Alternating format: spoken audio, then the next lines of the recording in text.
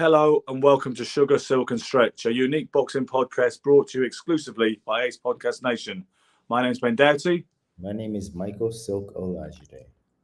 And I believe our third leg, as it were, forgive me for that one, Gary Stretch is not here this week. I think he may have some problems joining the stream tonight because he's coming to London tomorrow, which is great. I'm very much looking forward to meeting him. And I think that logistically he may have found it difficult to juggle the appearance with the travel plans. But fear not, because the Silk is holding the fort as always. Michael, you know, the fight last night, I mean, you didn't make a prediction on it on Friday because you weren't particularly familiar with the fighters before you saw the fight. But yes, Gary did. Say again?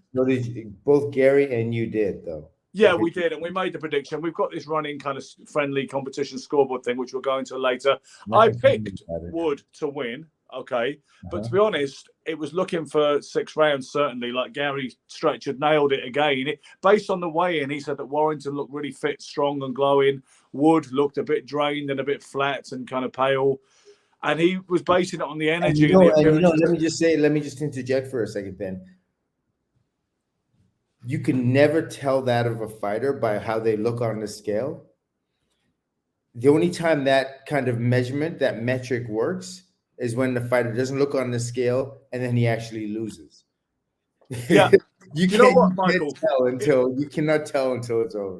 It reminds me of when Kevin Kelly fought Marco Antonio Barrera, I believe it was. It could have been Morales, but it was definitely Kevin Kelly. And Claude Abrams, the editor of Boxing News at the time, saw Kelly on the scales looking absolutely ripped and rippled. And he said to Cornelius Bozer Edwards, he looks really good, doesn't he? And Bozer Edwards said, it doesn't mean a thing. Yeah. He said, I look like that when I fought Hector Camacho and when I fought this guy and that guy.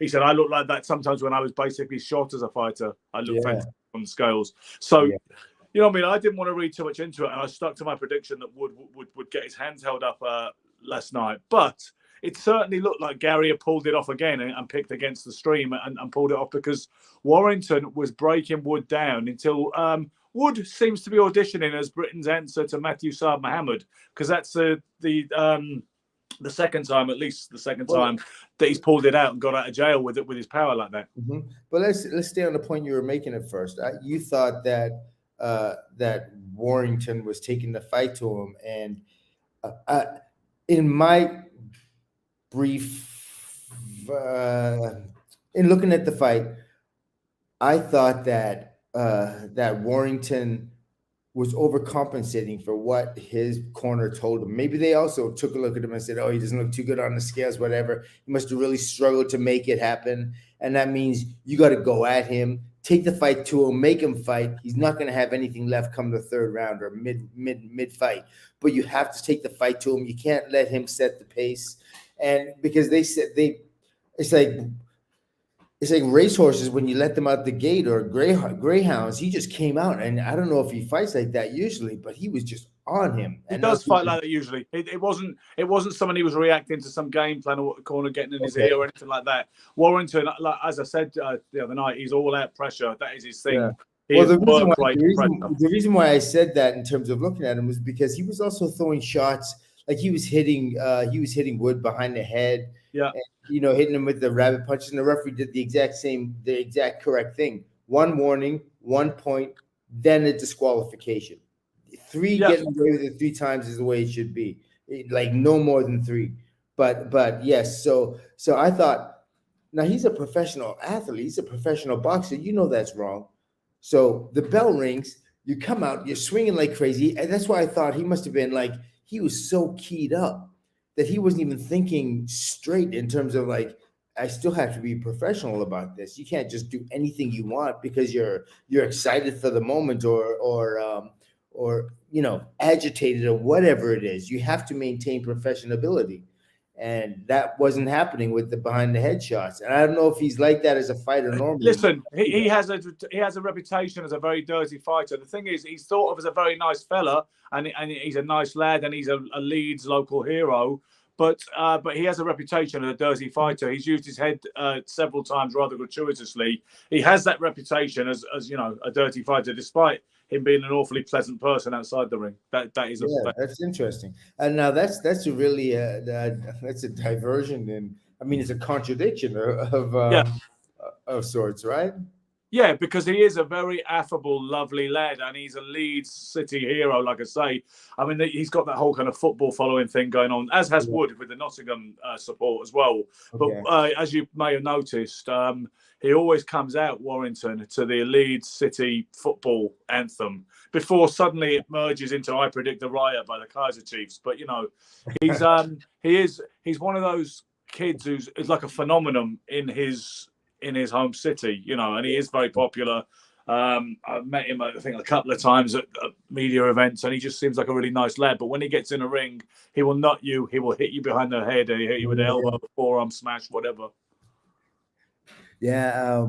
Well, you know what? When I looked at them both, and the fight was continuing and doing this thing as they were fighting, I was saying to myself that Wood reminded me of Gotti, and Warrington reminded me of Ward, just in stature and physicality. Yeah, And you know, it was very interesting watching it on. I mean, it was very interesting to watch on that, just from that angle alone. Like, they both reminded me of those two. Obviously, there are differences, but yeah. And, you know, and it was an epic fight, you know, I guess. I mean, it was a very good fight. The thing with Wood is he's not overly talented, and defensively he can be rather poor, as he certainly was last night.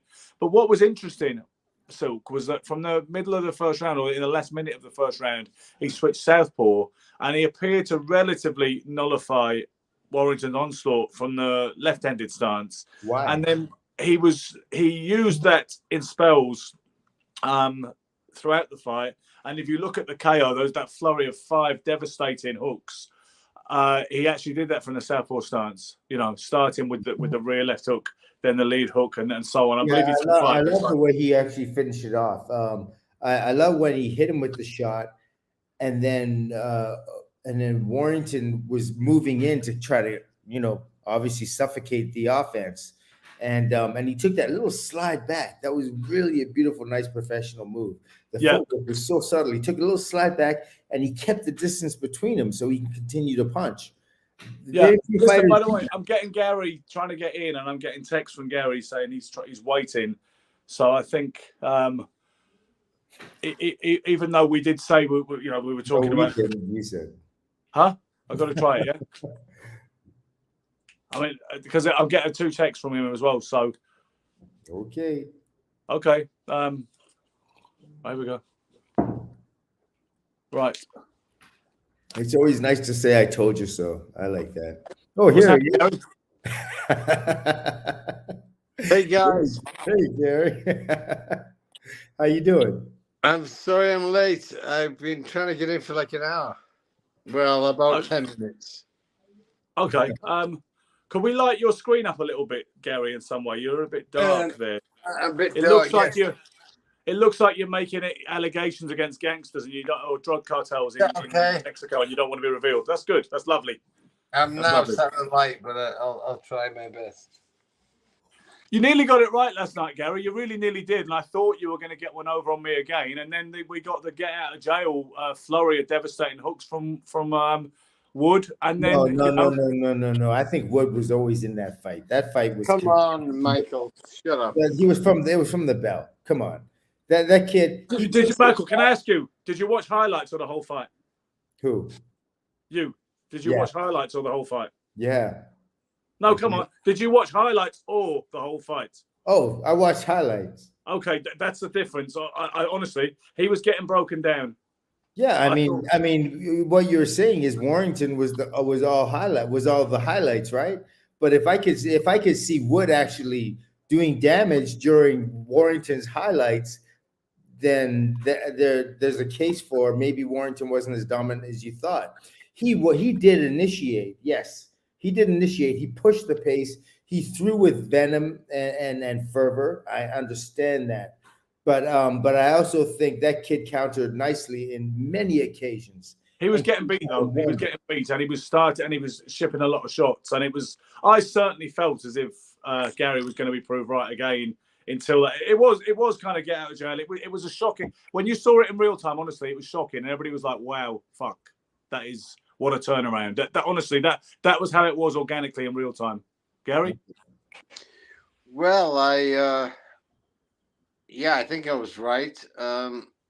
It's one of them things that Warrington wakes up this morning and says, "How the fuck did I get caught with that?" It was like, That was a beautiful counter, though. Ooh. yeah, but the fight was going his way.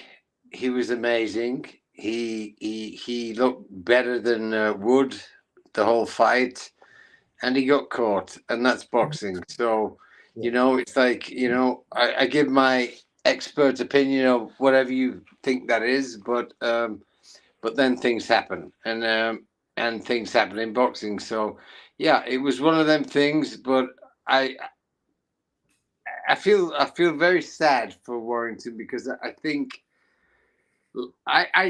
Warrington did not leave his spirit there, and Wood did. Like Wood got the absolute best circumstance he could have had, and Warrington left a lot behind. I think Warrington had so much left in the tank that he was going to show the world, and Wood somehow survived. So. It was what it was. I was wrong, but I really feel like 7 or 8 times out of 10, Warrington should have won the fight. Does anybody have a problem with the stoppage? Some people have been complaining about the stoppage because it happened at the end of the round, Michael. Absolutely. The bell sounded. Some people are saying they should have given him that 60-second recovery period to make the call. Right? It was a little chaotic. I wasn't aware myself of the bell, and I was a spectator, so I can't imagine the referee. But yeah, the bell rang. The bell rang. Yeah, but yes, he should have been allowed the 60 seconds. He should have been allowed the 60 seconds in the corner. Yes. I knew you'd say that, Michael, as well. I knew you'd say it because you veer always towards the Warrior code, the Warrior side of it. Your thing is it wasn't a low blow. Get the fuck up or lose the title, and give the man a minute's rest and see if he can fight again. I knew you'd say that. I don't think the ref realized the bell. Right? He had to have done, Gary. Surely. Yeah, he did. He heard. No, surely not. The noise. If he didn't hear the bell, the fighter certainly didn't hear it. No, but surely he addressed Warrington.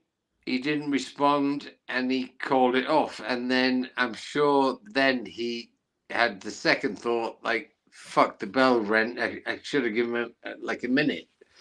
I don't think at the exact time he took that into consideration. I'm not sure he did. No, the referee may actually.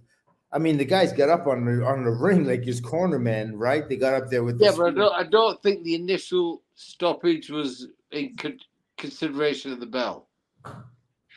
And also, Michael, when the seconds came into the ring, do you think they came in a kind of surrender, or was it actually they just wanted to get hold of their man and put him on the stool and start throwing water on him? Coming in with a surrender, you don't do it with a bucket and sponge and.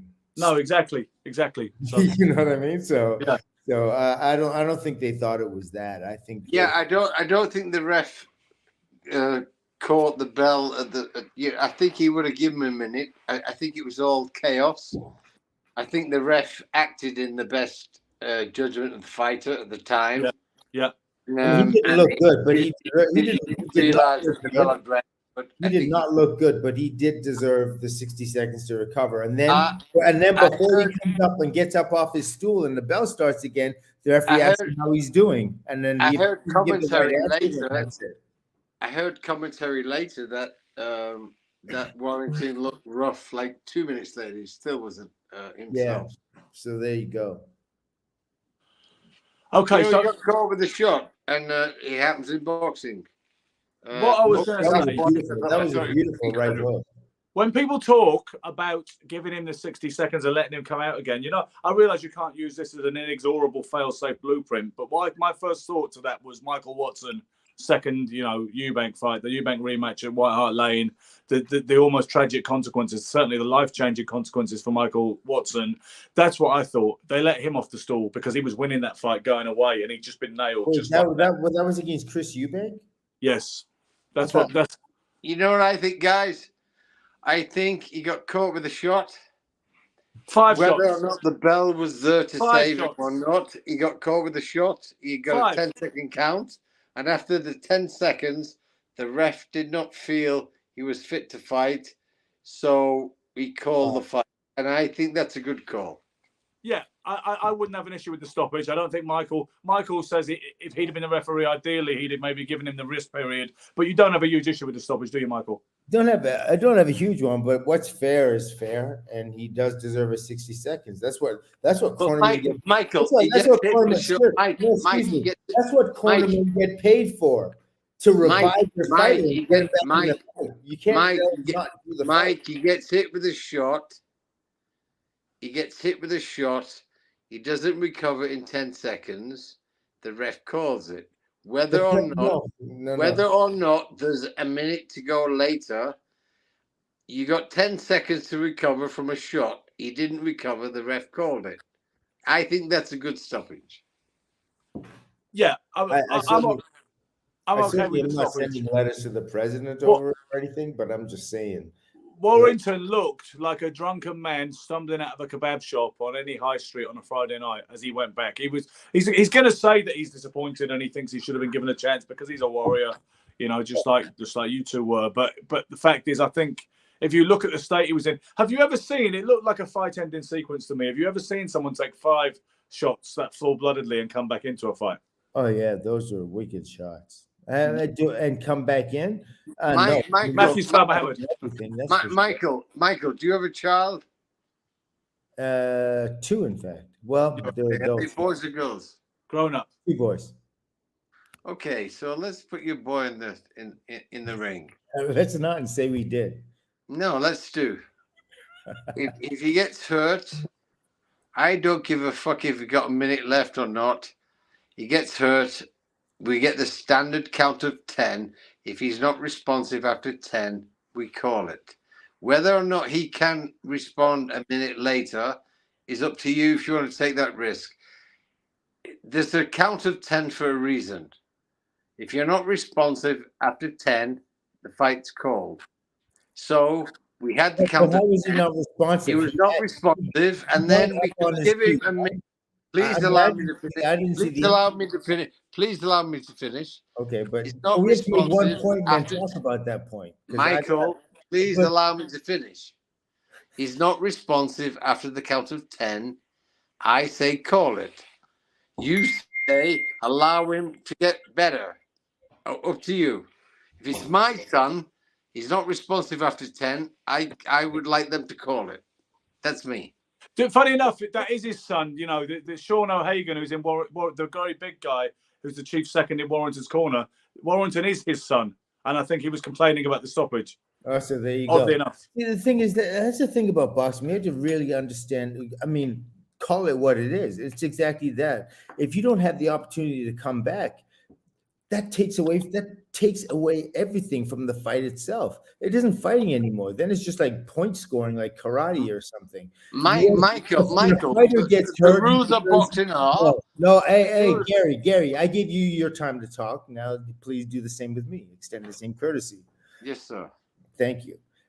So when a fighter is hurt, he deserves the opportunity to come back. As brutal as it may be, as much as you think this is impossible that it's going to happen, he deserves that opportunity. I remember Bobby Chicano, Bazooka Lamone. And he gets a count of 10, right? And so if he does knock him down and he gets a up, count of 10, right? Okay, wait a minute. He got up before the count of 10. He was up and on his feet. He was up at like 7. Gets a count of 10. If after 10 the ref doesn't feel is in shape to continue, he calls it, right? No, that's not how it works. He gets up. You cannot be saved by the bell, Gary. You cannot be saved by the bell. That's one. You cannot be saved by the bell. Not anymore. And the referee's on 7. The referee completes the count to 10, whether the bell rings at 5 or the bell rings at 10. So once that bell is rung, he goes to the corner. That's it. And then the referee can make a decision in the corner. He can go over to him and the doctors will come in and they'll say, are you okay? Where are you? What's happening? Blah, blah, blah, blah, blah. And at that point, they can make a decision whether to stop the fight or not. But to stop it, you're taking away his opportunity to come back as a fighter. Not that I thought he was going to win. I really didn't. Oh, okay, Michael. That opportunity should be there. May I ask a question, please, sir? Yes, please. Okay, so we're in the middle of the round. Okay. He gets hit with a shot. Yes. And he goes down. Yes. And the referee gives him a count of 10. Yes. And he doesn't feel is fit to continue. Well, if he gives him a 10, he's out. No, hear me out. Hear me out, please. He doesn't feel is fit to continue, so he calls the fight. Mm-hmm. Now, that's the referee's prerogative, right? Yeah. Okay. That's his duty. You're saying that should change after the count of 10. The referee's prerogative should change because the bell rang, and now we have a minute that maybe he can recover. I would say, please hear me. The referee's prerogative was he was hurt, and I'm a Warrington. I bet on him. I love him. However, he got knocked out. He was not able to continue after 10. And whether or not there's a minute extra because of the bell or whatever, no. The rules are you got dropped. You get up, you have a count of 10. You don't recover after 10, you're out. I'd like to make the distinction. Gary's making the point that the count continues in theory when a fighter's still on his feet. He can be counted out on his feet. You know what I mean? He's making the point. It's not just about when the guy gets up. There is a count of 10 in theory that you can guys can get up at 8, 9, and 10. After 10, he was not able to continue. Whether or not the bell rang and now he has an extra minute, like for me, if it's my son, no, get him out. He got knocked the fuck out. He can't get up after 10 seconds. That's a bad enough knockout for me. I don't want him to recover kind of in a minute and get knocked out again. Like for me, if you've been knocked out sufficient that you can't recover in 10 seconds, listen, I want you out the fight. So that's a different type. So then you're talking about a different type of boxing. Because no, I'm talking about what happened. What's the difference? Somebody made the point. What about Tyson Fury, who looked absolutely dead, like he'd been shot by sniper fire? But he got up, Ben, and he recovered. When Warrington got up, he didn't recover. You didn't know. He didn't get the opportunity to. But please. Warrington got up. He went the other. Fury got up. He gathered himself. The ref said, "React to my, whatever." Fury reacted. He was present. Yeah. And he continued. When Warrington was supposed to react, he was looking the other way. It was confusing. I think the ref did a good call. And if it was my son, I would be happy with the call. Okay. I understand there was a minute, could have gone by, he could have recovered. But you know what, guys? Let's say he recovered and then he got hit again and died. You really want to feel good about that?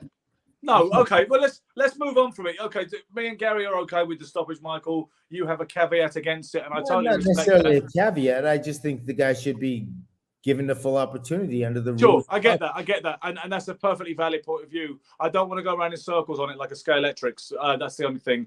So, guys, Eddie Hearn said immediately afterwards that is Lee Wood's last fight at featherweight. He said he's not doing that again. He won't make 126 anymore. There might be a rematch. People think there is money for a rematch, there's scope for a rematch. I'm sure you do, Silk.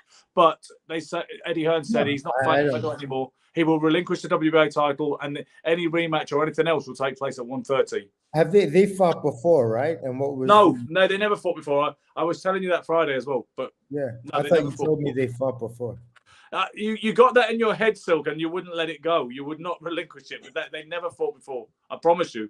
I wouldn't lie to you, brother. I can swear. I'm going to go back on the last thing, and I'm going to look.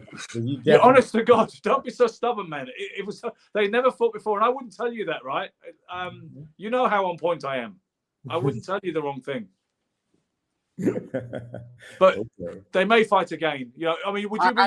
I think we need another podcast. It's Sugar, Silk, and Stretch, and Silk and Silk and Silk again. Yeah. Well, do you know what? I have a better idea. Since you guys already have the first letter in your names, just change it to Silk, Silk, and Silk. Well, you did do that one week, Michael, because I asked you, could you log in as Michael Olajide instead of Silk? You came back with Silk, Silky, Silk. I mean, I've getting to more, aware of your energy and character. I have to say something. Ben, holds this whole podcast together. You know that, so right? Oh yeah, absolutely. He's He's the foundation of this he's the podcast. super glue. Yeah, Yes. super glue. Don't Okay, happen without him. I would ask that if that's the case, just listen to a few things he says. Okay. Hey, listen, I'm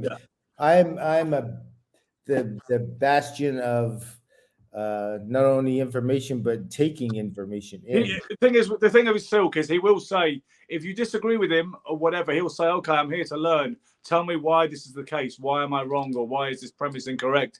Guys, aside from the action in Sheffield last night, the other thing, which is I imagine is going to become a story tomorrow, is that Brian McIntyre, Bomac, Terence Crawford, and Chris Eubank Jr.'s trainer, is due for his plea hearing at Manchester Crown Court tomorrow afternoon. The information I saw on Twitter said he's due to be sentenced, and he's been charged with 2 firearm offences. And he will be, supposedly, right, you get 25% off, your sentence in theory if you plead guilty at the earliest opportunity, which tomorrow will be. And you can only have a suspended sentence if that sentence is less than 2 years in totality. Sources in America trying to say he'll be back in the US of A by Wednesday, the 11th of October. Other people certainly commenting on my page saying, no, this is serious. He's got to get burned. He's got to get a couple of years. What do you think? Ben, did we get any kind of reason why he had the firearm with him? No, we haven't got anything yet, Gary, but because he's going for a hearing tomorrow at Manchester Crown Court, plea hearing, I think it's called, he will plead. I heard he's due to be sentenced for it, and certainly, I say in the States, some people have been anticipating he's going to be home soon, but we haven't heard anything yet. Presumably that will come out. Here's the thing, guys. You know what could happen too. There are things called diplomats and conversations. And look, we had Brittany Griner in Russia, and she went over there with some sort of stuff, and she got held back, and they had some sort of bargaining deal, and they let him go for some arms dealer, and they brought her back over to the United States of America. I'm sure we won't have to let go of a British arms dealer in order or something. Who would be like a decent substitute for Bomac? Who would you swap for Bomac if this was like a game? Let me see. Benny Hill? Yeah, that sounds about right. So no, Gary, we're not sure exactly what the circumstances are at all, but hopefully more light will be shed on that. It will be interesting because some people are saying, no, this is very serious. He shouldn't be treated different to anybody else, and he will go to prison. But I don't know about that. I really don't. But I'm interested to see what transpires tomorrow, and I'm imagine we will get some kind of update. You do have to respect another country's laws and standards and stuff, and obviously, I don't think he was pretty hip to that at all. No. But it is what it is. It would be a shame for him to spend like years in jail or whatever it is over this. It would, yeah, because only because of his intent, isn't that? You know what I mean? That wasn't. I think that's a big deal. I think that's a big deal in the case. I think no matter what he gets convicted for, I actually don't believe in any shape or form there's any kind of intent. That's the big thing, He doesn't represent a risk to the British public, I don't suppose. I really don't. I think he made a stupid mistake, but there's no criminal intent involved in this case. I would not, think. So anyway, it is what it is. We're all the same. You got to be judged the same. So we've got a fella, by the way. Trainers, you should get a lesser amount than if you're not, One of our viewers tonight, by the way, is a fella called Abid Ali.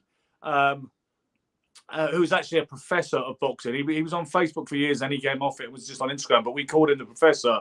And he's just mentioned Ricky Womack, and I'm trying to get the context of that. He just commented Ricky Womack. Can anyone think what the context would be? Because the conversation's probably progressed a bit since he said it. But Ricky Womack was like a guy who's had it all right.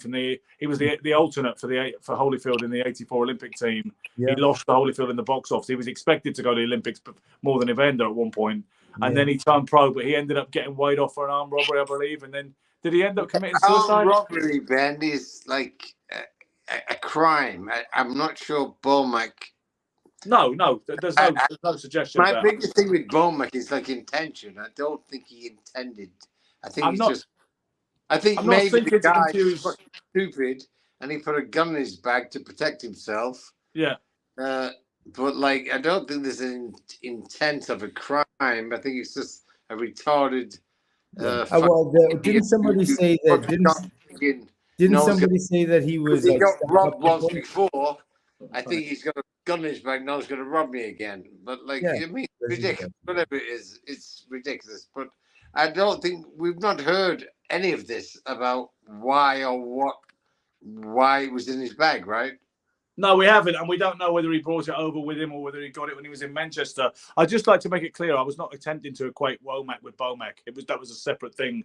I was just talking to our audience about particular. It does rhyme though. It's a nice title. Womack. You know, Silk, you didn't have to say that. That was just there. You know, that was just there. You know, Ben, I was let me aware ask of you, that. Ben, has Bomac been incarcerated all this time in a British prison? Yeah, he has. Yes, absolutely on remand. Yes, Gary. That's insane. How terrible for him. If he had no intent, you know. That's wow. crazy. No, That's it's insane. They don't. The liberty doesn't work the same way over here. That's for sure.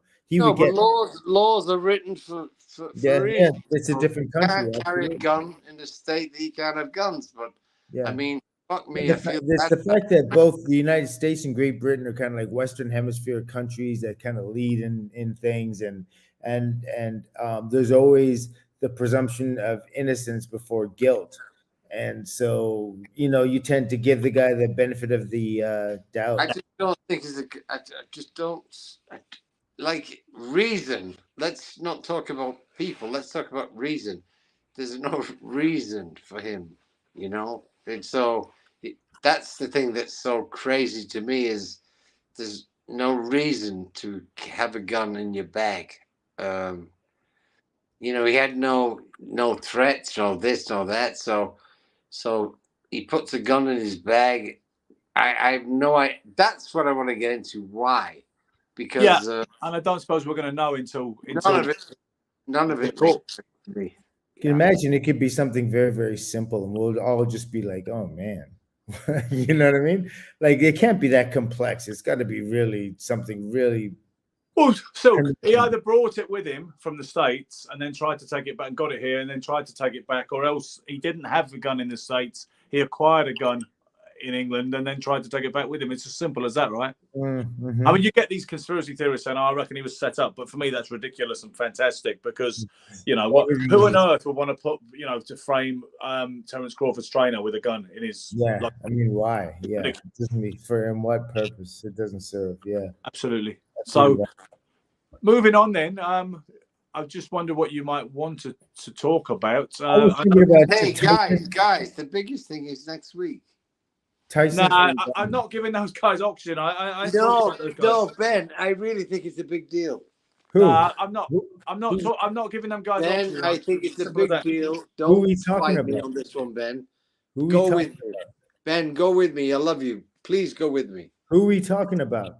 He's talking about the YouTuber bollocks. No, Ben, it's a big deal for us. Who's Super Bollocks? I know you're a boxing enthusiast, Ben. Me too. Who's Super Bollocks? No, hear me. I'll fill you in a second. Ben, it's a big deal for us because Tommy Fury represents us as fighters. No, he doesn't represent me. He doesn't. Hear me out, Ben. Hear me out. Fuck Tommy Fury. Whether he's had 6, 8, 10, 4, 3 fights, he represents what I represent in boxing. No. And now we have KSI, this fucking YouTuber. It is so important that Tommy Fury beats him. I believe he has the ability to do so, and I think it's a very important fight for all of us. And if you want to disregard it, Ben, I respect that. Gary, if he was the professional you thought he was, it wouldn't even be an issue. It would be an open shut case because this KSI guy is not a boxer at all. No, KSI is kind of talented. If Fury does not bury this kid, if he does not bury him, I don't even know because. He didn't bury the last guy. He went back and forth with the last guy. Tommy Fury doesn't want to be a fighter. I get that people need money and that everybody is a slave to money in the capitalist system. I understand that. Ben, you know Tommy Fury. You've met Tommy Fury in your gym. I don't mean the Tommy Fury. I mean the kind of guy who shows up, who trains, like you've met the Tommy Furies in your life. There's been 100 in my life. Guys who show up, they kind of could be great, but they just do the thing. But he's now put himself in a position to represent boxing, and we have this KSI guy who, by the way, is kind of freaky talented. He's a bit like Prince Nassim.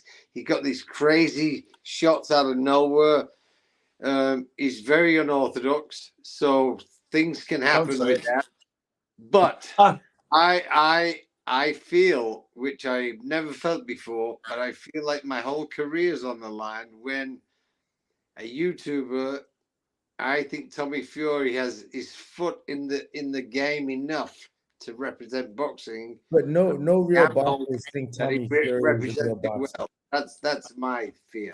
See, I've seen that KSI in the gym, by the way, a couple of years ago at West Ham gym. He was training. Huh? He can fight a little bit.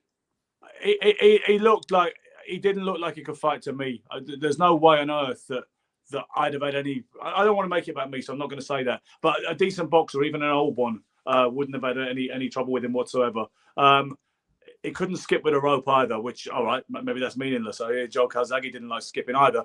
But Tommy Fury's got minimal amateur background, if any. I mean, he claims some, but you can't find any evidence of it. He doesn't want to be a fighter. He wants to ride this gravy train. I know he's getting silly money for it. So, and I realize why not? You know what? He's riding his brother's coattails. I mean, yeah, that's what he's doing. It's as simple as that. So he doesn't deserve airtime on a show like this. I don't believe. Obviously, I understand, Gary, that you feel differently. And the thing is, I'm not the dictator of this show, so I can't tell you. We wouldn't be talking about him if he was not Tyson Fury's brother. His name would not be an issue. And I think people look to us for something else. I think some people look to us for salvation and a kind of amnesty from these kind of topics. I really do feel that way. Guys, this is a real subject. It's happening. Yeah. And I believe Tommy Fury is representing the boxing community. And That's the spin he puts on it, Gary. That he represents it well. I don't think any fighters are going to feel threatened because of Tommy Fury. But I hope he does the job and puts it to rest. But I do feel like he's representing us. I'm not sure you guys do, but I feel it very much. Okay, well, let's see what happens. I was a hardliner previously, and when it was just two of us, I'd have said we're never talking about that, and Sil would have just shrugged and said, "Okay." Now we've got you. Things change a bit, Gary, and if you want to talk about it, it's a massive I can't stop you. I can't stop you. How can we ignore? It's going to be a huge fight on the weekend. I mean, are we going to ignore it? If that's the challenge, just watch me ignore it. If that is what gauntlet. But what I'm saying is, I'll give ground to you if you want to discuss it next week. No, but Ben, I'm very loath to. We can talk about. No, Ben. What I would like you to do is delve into it and give me your professional opinion. The guy is not a boxer to me. Honestly, I've seen him in the gym. All right, it was already a couple of years ago. It might have even been 4 years ago when I see him in the gym. So I get the fact people can improve in that time. Especially if they're giving it everything they've got and they've got plenty of money to invest in their development. I do understand that. Yeah, but he was useless 4 years ago. Who? KSI. What about Tommy Fury? Well, you know what, Gary? He looked okay. I see him, in a few. He was boxing guys who couldn't stand up in a 5 mile an hour wind in his first couple of bouts. It was pathetic. Then he boxed a journeyman with ginger hair who pushed him close. So but he doesn't look useless. No, that's not fair. The journeyman with ginger hair was a good fighter. To be fair, he was a decent fighter, and the fact that I'm saying he had ginger hair is if he was brunette or blonde or had black hair, would he be different? Kid was a tough kid. The ginger fighters fight differently than who is the greatest ginger haired? Greatest ginger fighter of all time. Yeah. I would say that was who was the greatest ginger boxer of all time. Let's get into that. Canelo, of course, yeah, it's right there. So who's the second greatest ginger of all time? Oh, Freddie Roach. Yeah, well, would Steve Collins count as that Irish thing? He'd be up there. Are we going to get cancelled next week for the blatant transgressions we commit, including I think you two are going to get cancelled. I didn't say anything. You guys. Well, they can't cancel you, Silk, can they? I mean, there's the ethnicity, there's the disability. You're absolutely fine for it. The eye patch is looking wicked, by the way. Is that the rose one? Oh, this one. No, this one is the winged one. Okay, yeah. It's you've got so many, haven't you? And you make them all yourself, don't you? Yeah, I do. Can you? People keep asking me about your eye because they keep Yes. saying, "So has it? What's the crack?" And I said, "I think it's a scratched cornea or something like that." Was that what it was? No. He told us last week what it was. Can you? Sure. It was He had a broken orbital. The orbital fracture, a bombardier fracture, which the eye sits on a series number of very light, paper thin bones, kind of thing. If you get tremors, you get hit in the eye, and the eye actually it has nowhere to go, so the pressure it breaks down. So I had a bombardier fracture, and the eye sinks in the skull, and you can get surgeries to bring it back up, but at least when I had it done, which was in the 80s, they couldn't get it perfect. So I suffer vision here and vision here, but this eye is now, because I had the orbital fracture and the fluid leaked out, there's no the vision there. I'm legally blind in this eye, so I may as well just cover it. And the typical in true Olajide fashion, you turned it into a style point. So to be honest, I actually think you look better now at the age right now. That you look good when you were in your prime, but I think you actually look better and cooler now, and the eye patches are always a big part of that. You're king of the backhanded compliments. You gave me another one with Scully too. What did I say? I forget what it was, but it was pretty John and I were both laughing. We were like, "Oh my god!" I think it's when you said I had to sit in the back seat, or I had to stay in the back seat, and you were going to be up front, and I said, "That's okay." I said, "A real leader knows when to give generous to the underlings." No, that wasn't it. That was real obvious, but no, that wasn't it. It'll come back to me probably when we finish. We've hung up. But before we even finish, I want to talk about Tyson and Ngannou. Go on then. Since a new low has been established this time, let's go. Okay, so I think Tyson's working with Ngannou, right? Mike Tyson, Mike Tyson, yes. And I think is he going to be working the corner? I suppose so, right? Interesting. I don't know. You would think so. Why not? Continue this. I'll be back in 2 seconds. Okay. See you in a bit, Gary. No worries. Good idea. We'll continue it. Go ahead. You think so, Silk? Yeah. Yeah, I think so. I think here's what Tyson's doing. He's not worried about going the distance. He understands that, if Tyson was, how many rounds is this thing scheduled for? 8? I'm getting is it? You know what? I don't know because I'm ignoring it and I've got no interest in it. Okay, so if it's I would hope it was 12. Okay, so if it's supposed to go 12, they know Ngannou is not going to go 12 with Fury, even if Fury's out of shape and just messing around. So I think what he's trying to do is, I think he's going to, instead of the whole take him out to deep waters and drown him thing, he's going to try to get Fury out early. And I think Tyson is teaching him maybe one or two particular maneuvers to purposely knock Tyson on his butt. The purpose isn't to win the fight. He already made the money that he's getting is his win, right? Yeah. What he is going to try to do is he's going to try to drop Fury. He's going to try to put him on his ass. That's a win for him. If he can drop him, that's a win for Ngannou. Yeah, because morally, that'll be the Rocky Balboa Creed moment for sure, won't it? Yeah, exactly. So there's nothing else to it, but I think that does guarantee people an interesting fight that way. The fact that he's looking to just drop him, prove a point, and then he can come back and he can say, well, listen, I don't do that for a living. Let Tyson get in. He would never pin me or choke me out. Have you heard of a domestic heavyweight over here called Johnny Fisher, the Romford Bull? Have you heard of him yet? No. Okay. Well, Eddie Hearn, he's Southern area champion right now, okay? He's coming up. He's got a massive following, which is why he's popular and why he gets on the big TV bills. But he's a work in progress, yeah? White fighter, not exactly, never going to be confused for the best and love child of Muhammad Ali and Larry Holmes, but he's okay, So Eddie Hearn said that Johnny Fisher would dispatch Francis Ngannou in a round or two. It wouldn't even be remotely competitive. Never mind Tyson Fury, who is, is one of the two men who has a major claim to being the heavyweight champion of the world right now.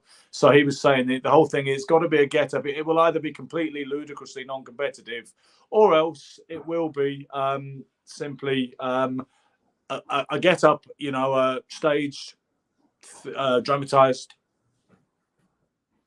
So what do you think? You think that Tyson is actually going to go into the fight and just play around and mess around and rub him on his head, and you know what I mean? I know not, and I care less. This is the thing. I'm not being churlish or difficult. I'm passionate about boxing. When I'm with you in Atlantic City and we're surrounded by all those people, from Larry Hazard to Danny Little Red Lopez to Hector Camacho Jr. to Frezo Cuendo to Roberto Duran, I feel this is my people, and this is what I was born to be in this environment. This other stuff can go and take a fucking long walk off a short pier. That's the way I feel about Tommy Fury and KSI. That's the way I feel about Fury and the Ngannou thing. That's the way I feel about the dickheads who said that Fury Usyk will be the first undisputed heavyweight title fight ever, because like Ak and Barak or whatever them pair of idiots are called, they can all take a hike, Silk. So, so I'm not. People probably think I'm being difficult, but I'm not. I've got so much passion. There's so much we can talk about, and that is not going to make or break this channel and this podcast if we talk about those. They're all talking about that. I would like us to be different. That's the way I feel. Crawford versus Boots. Yes, thank you. For God's sake, we're talking boxing again. You know what? I was thinking about that. I would, regardless of the way, this is the trouble that fans talk this way these days on the internet, on social media. They say, yeah, but there's no money. It's low. It's high risk, low reward. And he's got to fight Charlo, or maybe he'll fight Canelo. That's the fight I want to see. That's the fight that makes sense, Silk. I want to see Crawford versus Jaron Ennis. That's the fight. The up-and-coming contender heir apparent. I want to see how that fight goes down. I don't want to see him against Jamal Charlo. Obviously, I'll be interested in a Canelo fight. It'd be intriguing. But I'd rather see him fight Ennis than anybody. Can Ennis beat him? I don't suppose he can, because ultimately I don't think he's had the preparation and the quality of opposition to put him in the kind of situation where he can beat him. No, I don't know. But if he has the talent, is the talent. What he either has the talent to beat him, or he doesn't have the talent to beat him. Yeah, I hear you. And I knew you'd say that. I think you'd say it's overrated quality of opposition or preparation. You can either beat the guy or you can't, regardless how many fights you have or how big you are. You can either beat that guy or you can't. That's I knew you'd say that. I mean, there are amateur fighters that can come into the pros and just whoop on pros. I remember Tommy Hearns saying when he was a junior middleweight. I remember him saying that Mark Breland is the best welterweight in the world, amateur or professional. He said that before the Olympics. He said that Mark Breland was the best and would beat any welterweight in the world, even going into the 1984 Olympics. So he clearly agrees with the spirit of what you're saying. Yeah. So here's what I think about Crawford and Ennis. Crawford having just won, what was it? How many titles did he get off him? 3? What? How many times did he do what? How many titles did he get off the kid that his last fight? Errol Spence. Well, he unified it regardless of how many he had going into it. I think Spence. Okay, so they had two each. They had 2 each of the 4 major sanctioning body belts, and then by beating him, he acquired them all 4 of them. Okay, so now he has all 4. Here's generally what's happened, at least from at least the 80s up into the current day. When you win a title belt, you get a fight to do an exhibit, and it's kind of somebody is non-threatening. It's like a gimme, you know what I mean? Yeah. It's like you get a showcase, you get an opportunity to make some money, people see you some more, all the rest of that kind of stuff. No, there's no champion that I know of that went from defending or winning the title, and then the next fight up is the #1 contender. That doesn't happen. That and rightfully so. You should get a shoe-in defense. What about Alan Minter, who had to give Vito Antuofermo a rematch, and he was straight in with Marvin Hagler? Sorry, repeat that. Alan Minter won the undisputed World Middleweight Championship in March 16th, 1980 versus Vito Antuofermo in Las Vegas. Had to accommodate him in a rematch in July in London. Then he was straight in with Marvin Hagler in September. The #1 contender. I don't quite remember it that way. I remember. That's exactly how it happened. And you know what, Ben? Minter did not have to fight Hagler. There you go. But he did have to fight him because he was the. No, he didn't have to. They enforced it. I'm sure he did. He could have had a voluntary before that. I think he He thought he could beat Hagler, so he took the Maybe. fight, but he didn't have to. No. You got to hear me out on this one. Minter, I met and I love dearly. Minter said to me, if I wake up in the morning and I'm world champion, I have to defend against the best, I'm going to fight Hagler. He didn't have to fight in first fight. He could have had a voluntary, but he didn't. Maybe so, but he was still a number one contender. That is certainly the case. I understand that. But Minter took on all challenges and he got beat. But I have massive respect for him to take on Hagler. At the time, no one would take on Hagler. Well, but thank you. You've justified my point, Ben. Well, no, it hasn't, because you said that never happens, and I told you it does happen. Or but I was right. You're not. It isn't understood as rule of law. It is not written out that when you win the title, you have to defend against the number one contender right away. You have 6 months. Well, yeah. Which it was 6 months. He won the title. What I'm saying is the next fight you have after you win the title is a gimme. You win the championship. You have 6 months to defend against number one, but in that time, you're allowed to make a voluntary defense of anyone in the top 10.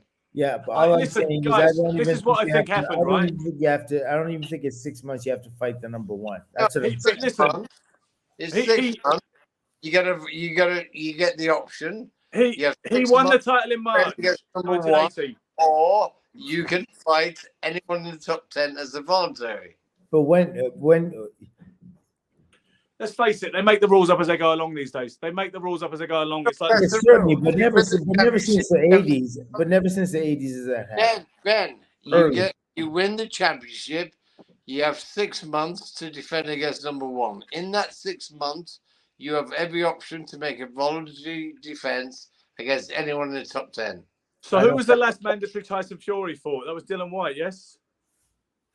I have no idea, but that's your option. And so what happens is, which is sad to boxing, is maybe you fight someone and they beat you, then they have 6 months, and then they have 6 months, so you can be number one forever. But I don't think that's ever been. I don't think that's been. Well, so let's move on. What you're saying is that you don't really think that Crawford should have to undergo that after the unification with Spence. So you wouldn't expect him to, no? No, what I'm saying is that he shouldn't have to fight Boots Ennis this next fight. Okay. Yeah. So who would you like to see him fight? And in that time, and I mean, sure, I would love to see him fight Boots Ennis, but in that time, Boots has got to make himself more. Why so much pressure put on Crawford? He's the best fight in the world. Exactly. Why we now? I'm full agreement with that. Pressure like he's going to prove himself. Yeah, that's exactly what I'm saying. No, he doesn't have to prove himself. Why? He's done tremendously. He doesn't have to prove himself. I'd like to see him fight Ennis rather than anybody else, but he probably won't. No, and he shouldn't. Now he's saying, fight this guy. Fight Crawford's the man. Yeah. Come on, guys. Allow it. Gary, we're not disagreeing with you. This is the point that we were saying immediately. That guy. Come on, guys.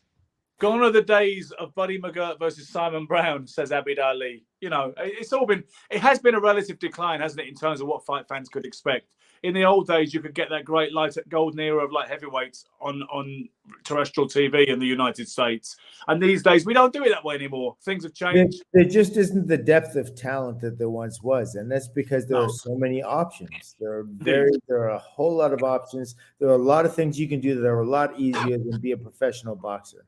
Absolutely. You're not even seeing any real money until you're probably like in the top 3 of the world. You know what I mean? Like you're not really seeing a paycheck until you're pretty much number one contender. And that goes straight, unless you are an Olympian. If you're a medalist or something like that, okay.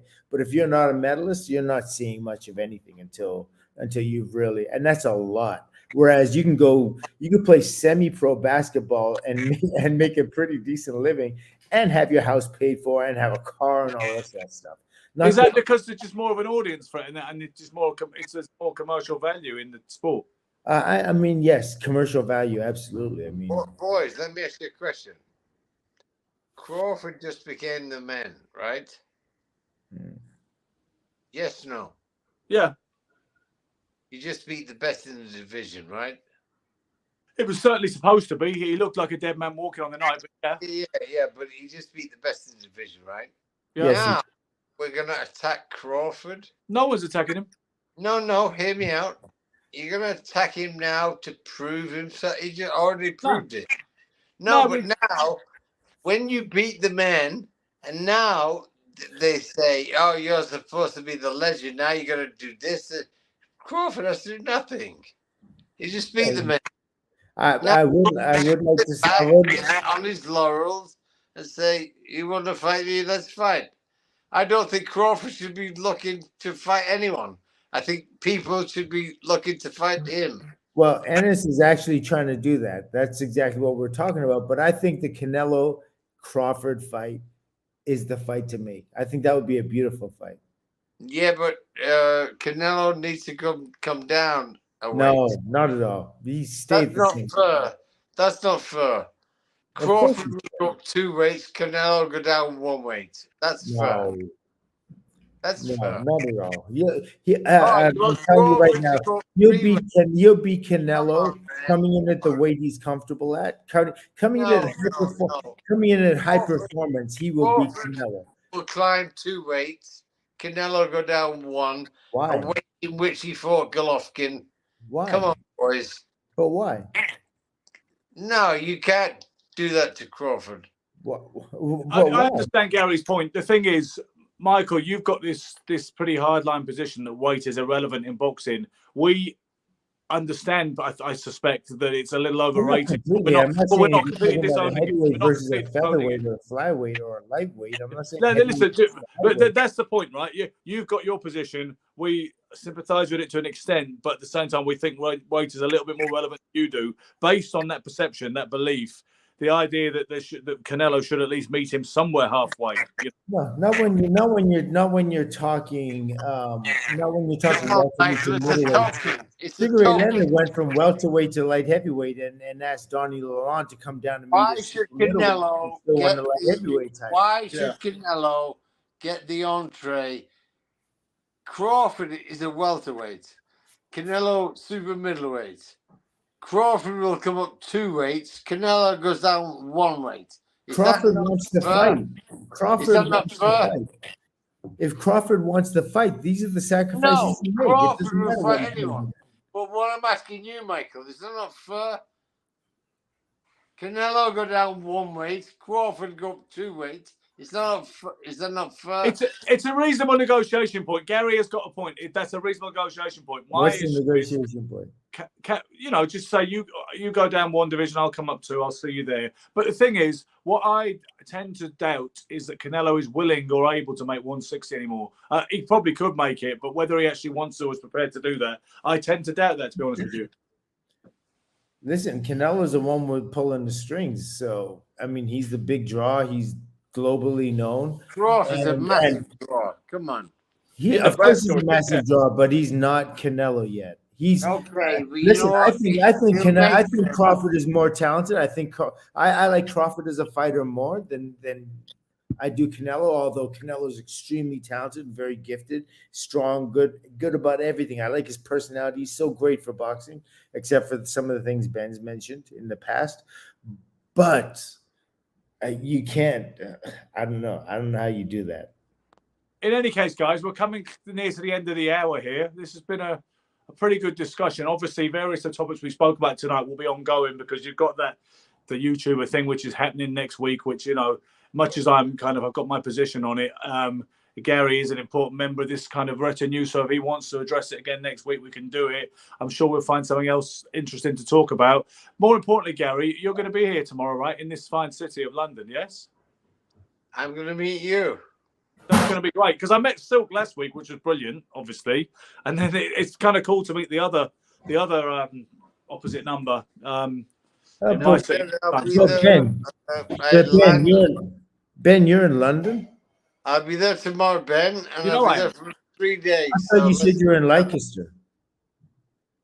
Are you being serious? No, of course. You always said you were in Leicester. Did I? Fuck. Did I fuck? I'm in Yeah. London. Still, you're Wow. crazy. You know that. It is crazy a little bit No, sometimes. I'm like, You know I live in London. I don't even know where Leicester. I don't even know where I have some Leicester is. friends who But can help you. I don't I even know. probably told you one night I was at the Royal Lancaster, which is in the West End. In fact, probably Kathy stayed at the Royal Lancaster when she first came back here before she got an apartment. I may have told you I was at the Royal Lancaster, which is a very smart, upscale London hotel. But I wouldn't live anywhere other than London in the capital. I couldn't take life seriously living somewhere other than London. The man who is tired of London is tired of life, my friend. Like the man who is tired of this podcast, is tired of boxing journalism. Having said that, I think this is a good place to call it. It's been excellent and fun as always, and we will be back next week. Thanks to Simon from Acepodcast Nation, who wasn't here tonight to do the tech because he's got COVID. We hope he gets well soon. Be lucky. Well, Simon. Ben, you're amazing. Thank you.